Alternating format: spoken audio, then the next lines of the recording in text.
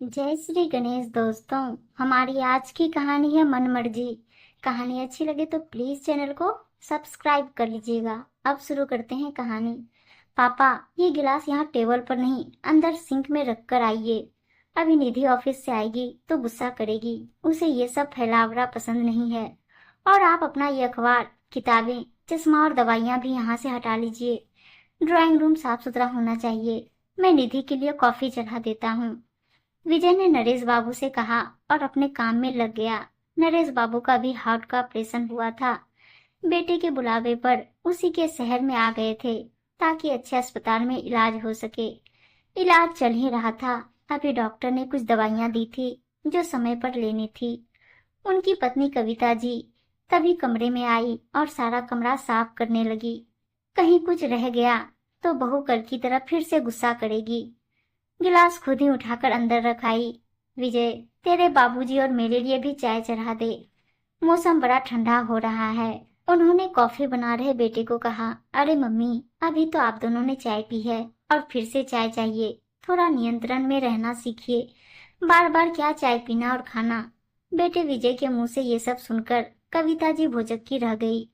वो तो बेटे के घर को अपना समझकर रहने आई थी, पर यहाँ आकर उन्हें लगा कि ये उनका घर नहीं, वो तो यहाँ बस मेहमान है जिन्हें 2 वक्त की रोटी और चाय भी नाप तोल कर दी जाती है।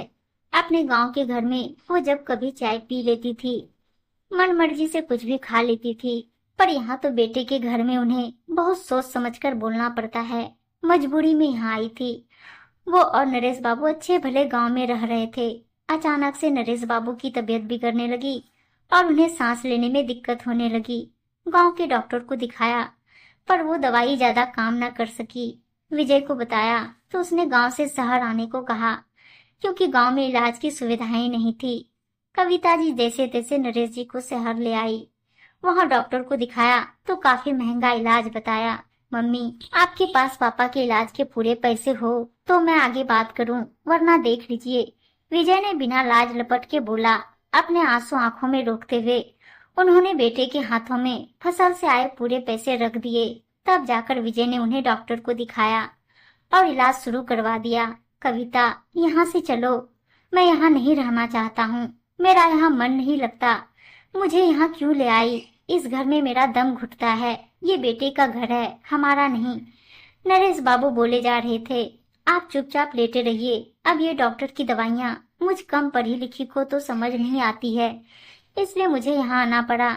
जैसे भी बेटे बहू रखे रह लो, इलाज होते ही यहाँ से चले जाएंगे, वो दिलासा दिलाते हुए बोली। निधि अपने ऑफिस से आ चुकी थी। निधि बेहद ही नकचरी और गर्म मिजाज लड़की है, जिसे ना अपने सास ससुर की परवाह है और ना ही घर की परवाह है। उसके आते ही विजय ने उसे कॉफी दी और अपने ऑफिस के काम में लग गया। कविता जी डायबिटीज की मरीज थी। उन्हें हर थोड़ी देर में भूख लगती थी। शाम हो चली थी और अभी तक रोटी बनाने वाली नहीं आई थी। उन्हें भूख लग रही थी। बहू की रसोई में सिर्फ रोटी बनाने वाली ही जा सकती थी। कविता जी को वहां कुछ भी करने की इजाजत नहीं थी। कविता, मुझे पता है तुझे भूख लग रही है और आज रोटी बनाने वाली नहीं आई। चल अपने घर ही चलते हैं। बेटे के घर में तो हमारी भूख प्यास और हमारी कोई कदर ही नहीं है। तभी विजय कमरे में आता है। निधि और मुझे एक पार्टी में जाना है, तो सुबह की रोटी बनी रखी है, वो खा लेना। मैंने अचार निकाल कर रख दिया है। लेकिन तेरे बाबूजी तो हार्ट पेशेंट हैं, उनके लिए तो दलिया बनाना होगा। कविता जी की बात को अनसुनी करते हुए विजय और निधि पार्टी के लिए चले गए। कविता जी ने कैसरोल में देखा 2 पतली पापड़ सी रोटी पड़ी थी। उन्हें तो इस तरह ठंडी रोटी खाने की आदत नहीं थी। आखिर अपने गांव में हमेशा गर्म और मोटी रोटी खाई है। उन्होंने हिम्मत की और नरेश जी के लिए दलिया चढ़ा दिया। उन्हें दलिया खिलाकर दवाई दे दी, फिर खुद ने वो रोटी खा ली। सामान ऊपर से उतार तो दिया, पर उसे दोबारा रखा नहीं गया। रात को दोनों देर से आए और सो गए। सुबह तेज आवाज से उनकी नींद खुली। वो सीधा उठकर बाहर गई। मम्मी, आपने किसकी इजाजत से मेरे घर में दलिया बनाया और पूरी रसोई बिखरा दी? कविता जी समझ गई, उनका बेटा बहू की जुबान से बोल रहा है, क्योंकि बहू को कुछ कहने की जरूरत ही नहीं होती है। सब कुछ बेटा कह देता है। आज कविता जी से रहा नहीं गया, वो बिफर गई।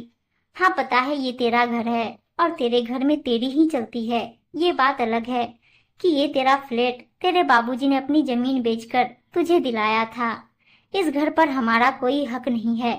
हमें तो इतना भी हक नहीं है कि हम अपनी मर्जी से अपनी पसंद का कुछ बनाकर खा सकें। तेरे घर में हम दोबारा चाय नहीं पी सकते। ये बात और थी कि जब तू छोटा था तो हमने अपना पेट काटकर तुझे दोनों समय दूध पिलाया था, तेरे नखरे उठाए थे, तेरी पसंद का खाना बनाकर मैं तुझे खिलाने को तेरे पीछे दौड़ा करती थी। तेरी पसंद का खाना बनाकर मैं तेरे चेहरे पर खुशी देखना चाहती थी। तेरी पसंद के लिए मैं और तेरे बाबूजी अपनी पसंद भुला देते थे। तेरे घर में तेरी पत्नी को हमारा बिखरा सामान पसंद नहीं है। ये बात अलग है कि तूने अपना बचपन मेरे घर में बिताया था, जहाँ तेरे खिलौने हमेशा बिखरे रहते थे। तेरी किताबें, तेरे स्कूल के कपड़े, तेरे पेन पेंसिल पूरे घर में फैले रहते थे। तेरे गंदे जूतों की मिट्टी से रोज आंगन गंदा हो जाता था। तेरे घर में तू अपने हिसाब से रह सकता है, तेरी पत्नी रह सकती है, पर तेरे माता पिता को तेरे घर में खुश रहने की इजाजत नहीं है। तेरा घर हमारे लिए तो जेल है, जहाँ हम अपनी मर्जी से कुछ भी नहीं कर सकते हैं। हाँ बेटा, ये तेरा घर है, जहाँ तेरी माँ अपनी मर्जी से सांस भी नहीं ले सकती। मैंने गांव में फोन करके तेरे चाचा को बुला लिया है। हम दोपहर को ही अपने घर चले जाएंगे। ये तेरा साफ सुथरा घर तुझे मुबारक हो, और तेरे बाबूजी का इलाज भी मैं खुद शहर आकर करवा लूंगी। अब तो मैं भी सब जान गई हूँ। तेरा घर तू अपने पास में ही रख। हमारे पास ईश्वर की कृपा से गांव में घर है, जहां हम अपना बुढ़ापा बिता लेंगे, पर तेरे घर में कभी कदम नहीं रखेंगे। अपने बीमार पिता को तुझे ये कहते हुए शर्म नहीं आई कि गिलास सिंक में रखना? अभी वो कमजोर हैं और बीमार भी हैं। गिलास और सामान तू भी अंदर रख सकता था, पर तुझे तो अपनी पत्नी की सेवा से फुर्सत मिले तो हमारे लिए कुछ करेगा। विजय को अपनी गलती का एहसास हुआ, पर तब तक बहुत देर हो गई थी। कविता जी अपने पति नरेश बाबू के साथ अपने घर चली गई। उम्मीद है दोस्तों कहानी अच्छी लगी होगी, और अच्छी अच्छी कहानियां सुनने के लिए चैनल को सब्सक्राइब और वीडियो को लाइक शेयर जरूर कर दीजिएगा। धन्यवाद दोस्तों।